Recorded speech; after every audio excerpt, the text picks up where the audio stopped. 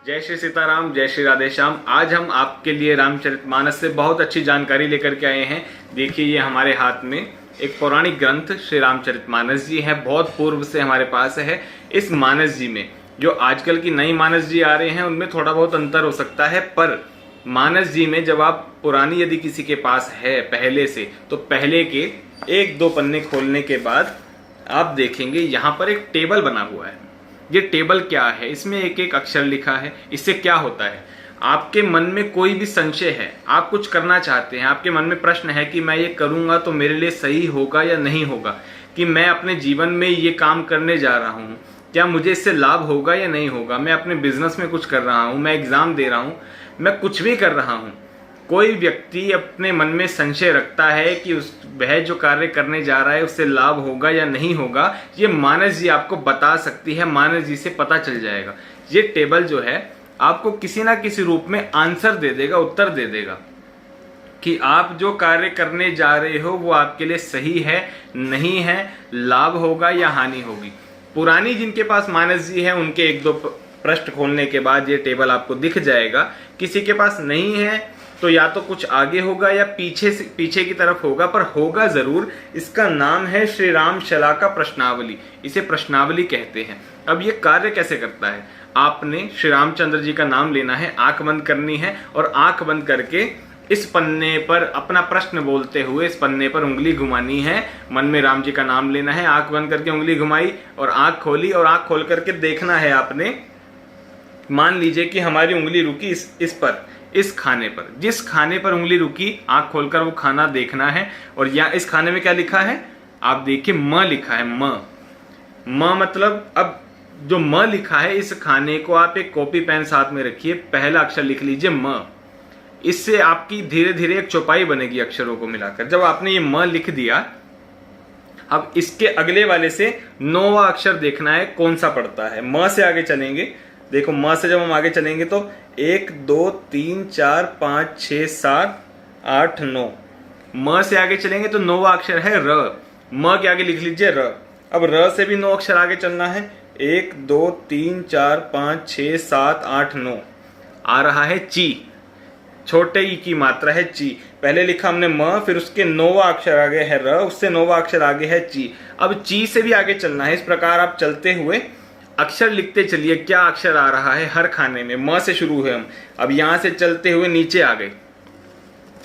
चलते चलते जब हम नीचे आ जाएंगे तो वापस यहां तक आ जाएंगे। यहां से फिर आगे चलेंगे, म तक वापसी आना है। जिस खाने में आपने उंगली रखी उस खाने में 9 अक्षर गिनते हुए आप वापिस आएंगे। जब आप वापिस आएंगे तो आप देखेंगे कुछ अक्षर लिखे हैं बहुत सारे आपने डायरी में। उन सारे अक्षरों को मिलाइए।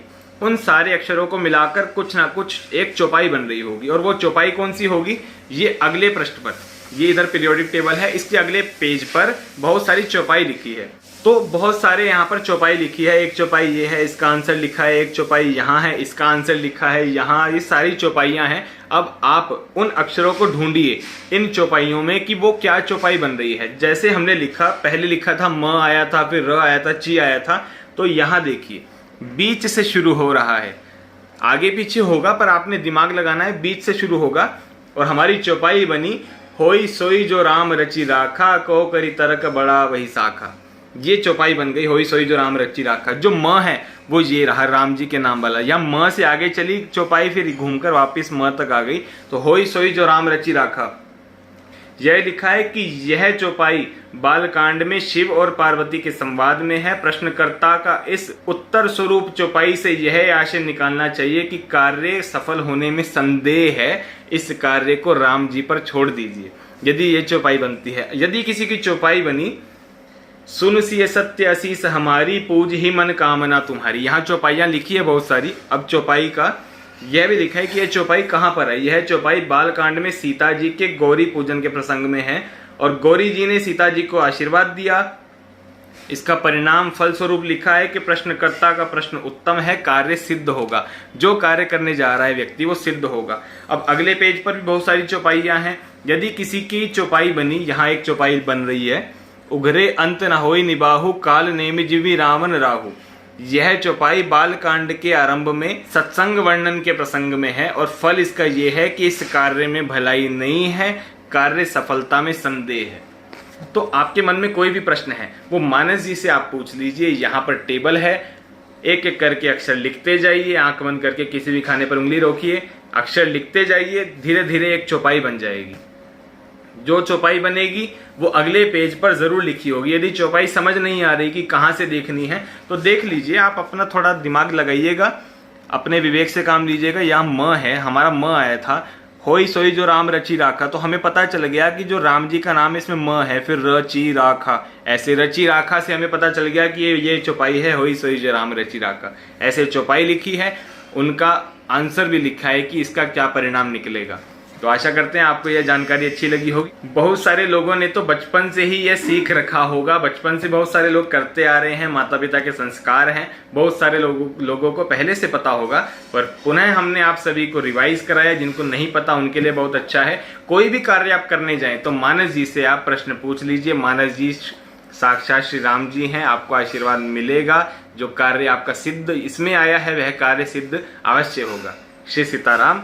आप सभी को बहुत बहुत शुभकामनाएं।